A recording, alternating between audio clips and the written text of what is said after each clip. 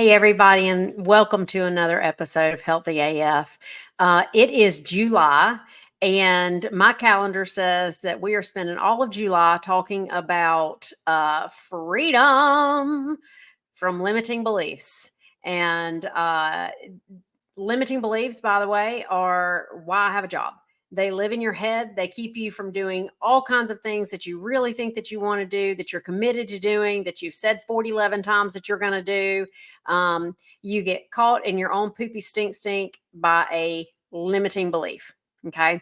So this is where the majority of my work lies. This is why I have a job. This is why the profession of coaching exists. So I thought we're going to spend all month talking about freedom from limiting beliefs. I'm glad you're here. And I'm going to share, of course, as usual, my own limiting beliefs because I do have them. I have gotten better at giving them up, and I have gotten a lot better at finding them. Finding them sometimes is easier than giving them up. But, that's just your own journey. You're on your own on that. I can help you see them, but I cannot make you give them up. So, what are limiting beliefs? Well, how do you know you have one? When you say you are going to do something and you don't do it, maybe a limiting belief in there. When you wonder why you know what you should be doing, you know what you should be doing to get that thing that you keep saying that you want to have, but you're not doing it. And for the life of you, you can't figure out why is it that I'm not doing that thing that I know that if I just did this thing, that this wonderful thing that I really want to happen will happen. And what is it for you? Right? Is it you really want to go out on a date, but you're sitting at home, not sharing with anyone else that you might be open for a date? Is it you really want a new job? And all you have to do is sharpen up that resume, send it out, pop your fanny bottom up on the LinkedIn. Not happening. This was one of my favorites that I discovered, and I talk about it a lot. I discovered this in my health coaching program at Duke. I was the guinea pig, and I wanted to know why did I keep eating the Oreo cookies that I knew I didn't want to eat? Well, there was just some limiting belief, some hidden commitment that I had that I just had to find. Okay. So I hope you're beginning to relate with me a little bit. We're going to do this in 3 parts. So this is the first part podcast, and I'm going to keep them short because I think that your little mind may be like, oh my gosh, that's me. And your ears might be German Shepherd radar earing in, right? And I don't want a fire hose. So if this is new information to you, or your mind is beginning to blow and, like hit your information overload, I want to give this to you in small bites. So first step is, can you relate to a time in your life, maybe even right now, something that you're dealing with that you really want, but you are not pulling triggers on anything that would possibly move you toward getting that thing you want? Can you relate?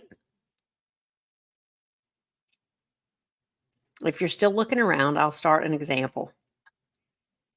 As you may know, if you listen to this podcast, I have a speaking engagement coming up with my friend Crystal Askew Lawson. We did a podcast before, so if you want to jump to the prior episode, you can hear Crystal share all about that event, all about what she is doing with people, which is amazing, and all about what we're creating here in Raleigh in a couple weeks.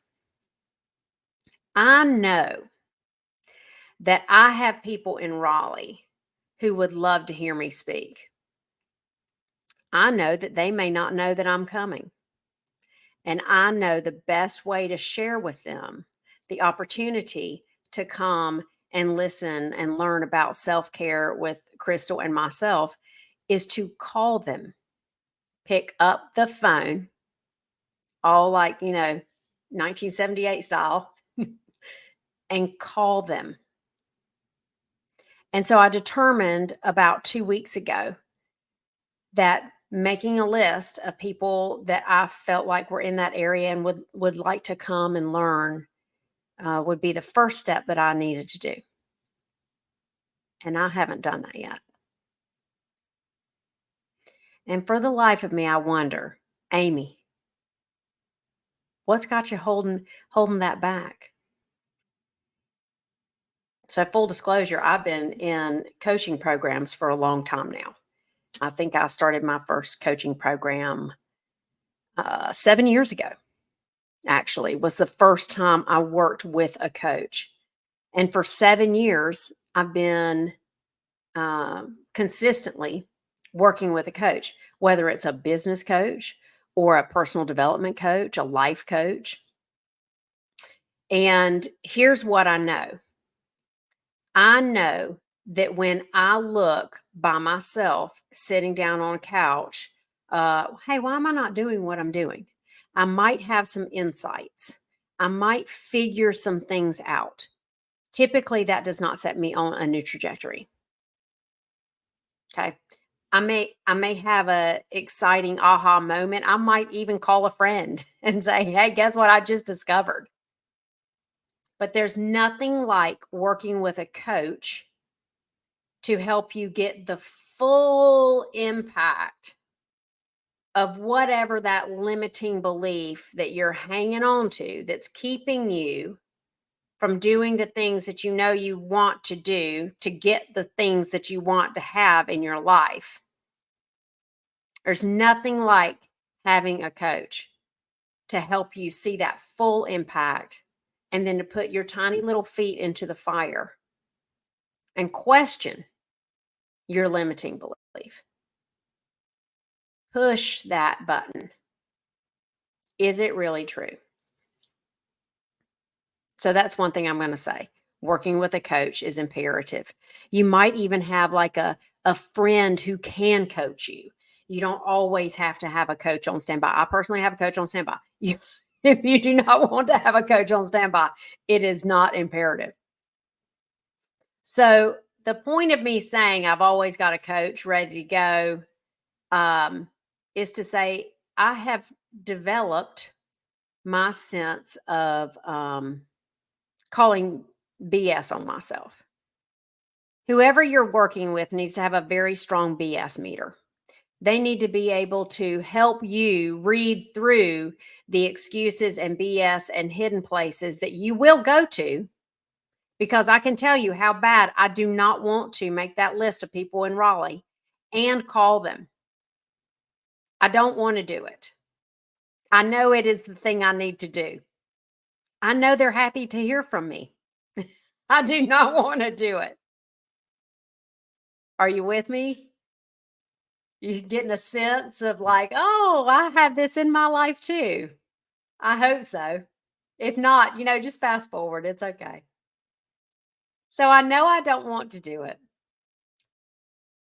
And I know I'm not doing it, right? Like that's one thing I haven't done. So how do I find out why I'm not doing it and move forward and transform that so that I'm actually in action on doing it? Well, I'm going to make you wait till part 2. So next week, if you are like hanging on the edge of your seat, little cliffhanger here, tell me how, tell me how. Man, I hate it when people do that. It's coming. We'll drop it next week. And it'll be that key that helps you discover why it is that you're not doing what you think you're really committed to doing. In the meantime, give yourself some grace. Notice all those times, oh, I'm not doing what I think I should be doing. It's all going to be okay and work out for you. And I will see you on our next episode. Please like. If you haven't subscribed, now would be a good time so that you don't have to stay on the edge of that cliff forever. Share it with a friend. You know somebody who's dealing with the same thing. Take care of yourself, give yourself some grace, and I will see you on next episode at Healthy AF.